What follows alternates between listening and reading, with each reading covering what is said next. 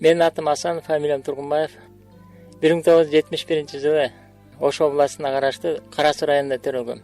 Мен түгөйүм бар, ал Үсөн, эгизбиз. Үй бүлөдө негизинен 7 тууганбыз. Ата-энем өмүр бою колхозда иштеп келген, атам 35 жылдай колхозда трактор айдаган, апам тамекичи, пактачы болуп иштеп жүрдү. Анан дайыма үй бүлөдө ушундай тарбия болчу. Ошо атам айтып калчу, балдарым эгерде жакшы жашап эл катарына кошулгуңар келсе, анда жакшы окугула деп айтып калчу. Анан мен сыяктуу тракторист болуп окугула деп көп үйрөтчү. Ошондон уламбы мектепте жакшы окудум, комсомол комитетинде мүчө болдум. Ардактакта да сүрөтүм илинип калчу. Бала кезден өзүм каалоом ошол медик болсом, хирург болсом дечимин.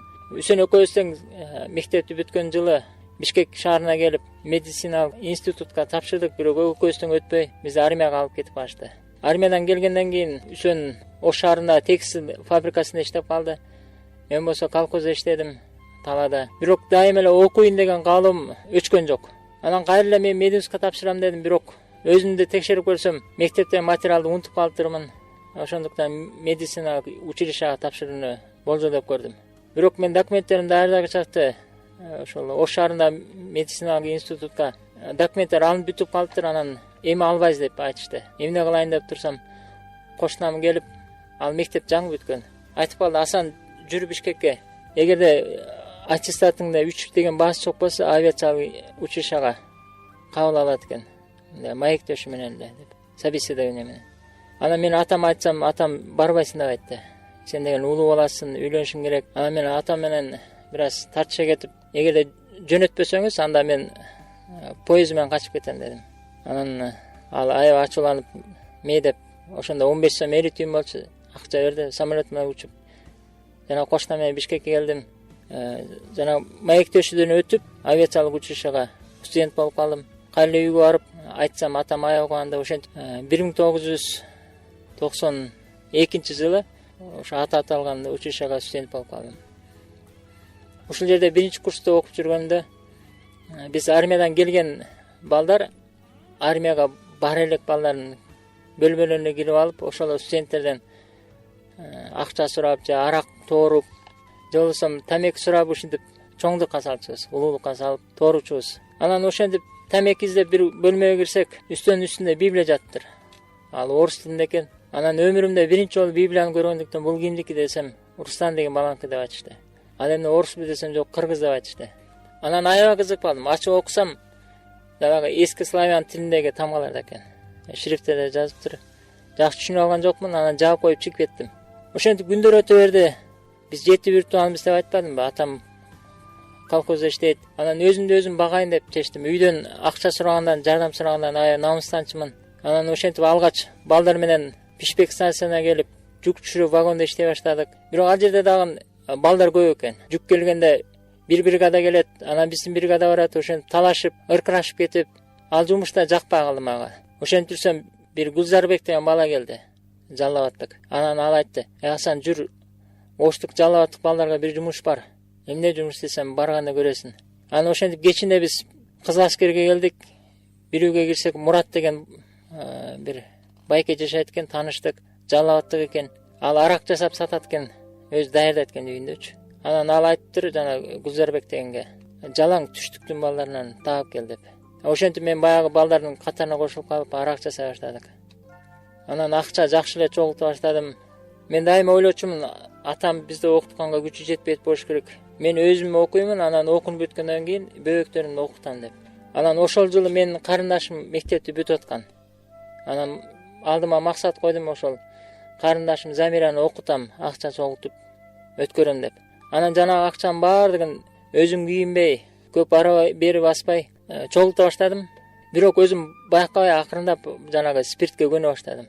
Ошол жерде жана жумуш бүткөндөн кийин бөтөлкөгө спирттен уурдап, жана жатаканага алып келип, балдар менен ичип, бара-бара сабактан калып, мени училищедан чыгара турган болуп калды. Ошентип анан эгерде окуудан чыгарылсам, кантип үйгө барам? Мен мектепте жакшы окуп, биртке эл оозуна алынып калгандыктан кайра жана куржунду көтөрүп үйгө баргандан аябай намыстандым.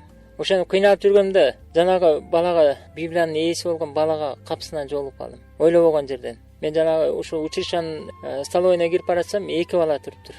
Жана бейтааныш бала оштук менин группалашыма бир китеп берип аттыр, ал китеп жөн эле уста болбогон деп аталат экен. А тиги алгысы келбейт. Ана мен бардым дагы учурашкандан кийин ошо китепти алып алдым, анткени китеп окуганды жакшы көрчүмүн. Анын үстүнө айтып калды Кудай жөнүндө жазылган деп. Анан мен өзүм ошол кезде баягы Куранда сүрөлөр жаттап, шарият окуп, ошо аракты, тамекини таштасам деген каалоо менен жүргөм. Ана китепти ошол түрү эле окуп чыктым. Эртеси күнү жанагы баланы таап кайра сурасам, сен өзүң эле жүрбөйсүңбү жанагы ошол Кудай үйүнө, ошо Кудайга сыйынчу жерге деп. Анан бул сөз мага жакты. Ошол жерде суроолорду берсең болот деп айтты. Негеде мен медресени, мындай мечитти элестеттим да. Сурап атырмын ошо Руслан деген баладан. Кандай жер деп. Кудай жөнүндө айтат десиле, макул деп. Экөөбүз ээрчишип бардык. Барсак дом молитвы деп жазылып туруптур. Анан аябай чочуп кеттим. Бул орустардыкы десем, жок, кыргыздар деп айтышты. Анан экөөбүз кирдик. Кирип баратканда коrodо бир бала аябай жакшы тосуп алды. Мен мурдатан тааныгандай болуп, мындай жылуу кабыл алды. Анан ошол өзгөчө мындай бүгүн көз алдымда калды да. Нурлан деген бала болчу. Бизди алып киришти. Анан эки жакты карасам жалаң кыргыздар экен. Анан бир аз тынчтанып отуруп калдым. Айтып аткан сөздөр эч нерсе мындай кулагыма кирген жок, түшүнүксүз болду. Анан суроолор бар дедиле, мен суроолорду айта баштадым. Анан дагы ошентип баягы алардын лекциясы бузула баштады. Анан айтышты, сиз өзүнчө бөлмөгө чыгып сүйлөшпөйсүз деп. Макулдугун билдирдим. Анан ошо өзүнчө бир бөлмөгө чыктык. Көптөгөн суроолорума жооп алдым, канааттандым. Алардын өзгөчө мамилеси мага жакты. Кийинкисинде Русландан мен өзүм сурана бардым. Дагы качан болот, качан барабыз деп.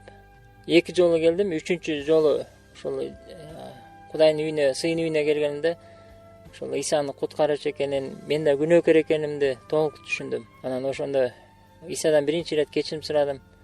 Сыйын анда бүгүнкү күнгө чейин эсимде. Иса мен билип билбей жасаган, ал тургай унутуп калган күнөөлөрүмдү билесиң, баардыгын кечир. Мен сенин алдыңда күнөөкөрүм деп кыскача эле сыйынгам.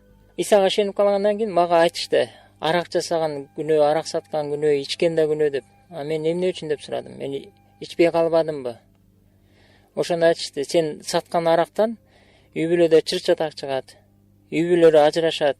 Аракты сатып алган киши башка кишини өлтүрүшү мүмкүн. Ошондо сен ошол жасаган кишинин күнөөсүнө ортоктош болосуң. Бизде Конституцияда деле, Уголовный кодексте ошондо баягы соучастник деп туруп, уурлук кылбай эле бирок бирөө келип калбасын деп көз салып турган киши деле соучастник катары тиги уурдаган кишилер менен чогуу эле түрмөгө кесилип кетет. Так ошондо Кудайда да күнөө эсептелет экен да. Эгерде арак ичпесең да бирок ошону сатсаң, анда арак ичип алып мас болуп кылмыш жасаган кишиге сен ортоктошсуң. Ошону түшүнгөндөн кийин мен арак жасаганды токтоттум. Көрсө маңдай терим менен эмгектенип жашаса да болорун мен ошондо түшүндүм. Бирок баягы училищадан чыгарышым керек болчу да, анткени көп сабактарды калтырып койгом. Мен сыяктуу көптөгөн студенттер баягы өзүнүн параларын көтөрүп, акчасын, арагын, коньягын көтөрүп алып, улам жанагы начальникке кирип ошентип чуркай баштады. А мен пара бергенде күнөө экенин түшүнгөндүктөн эмне кыларын билбей, анан Кудайга сыйынып алып, училищанын начальниги Рахимбек Дайровичке кирдим. Кирип коркуп кирдим дагы, анан айттым.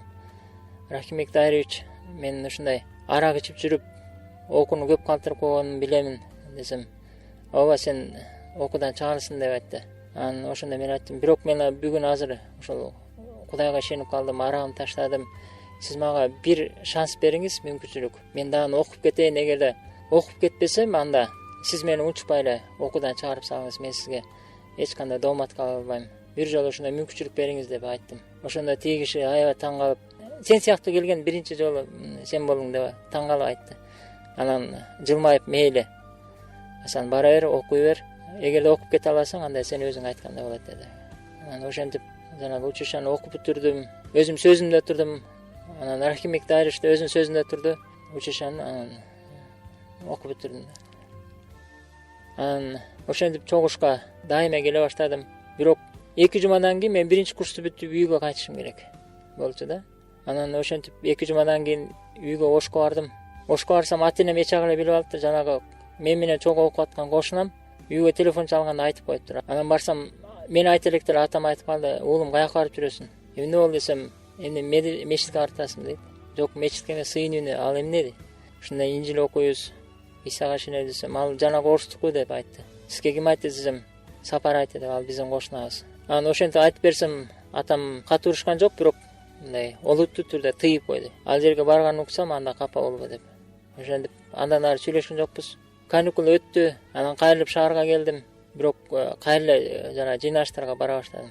Ошентип 3-курсту бүткөндөн кийин, учушан бүткөндөн кийин мени Библиялык колледжге тапшыр деп сунуш кылышты. Ошол Библиялык колледжге тапшырып, анан биринчи мен практикам, окууда практикам Казарманга болуп калды. Ошо Тогуз Тора районунда 1 ай практикада болуп, андан ары Жалал Абад аркылуу Ошко үйгө бардым каникулга.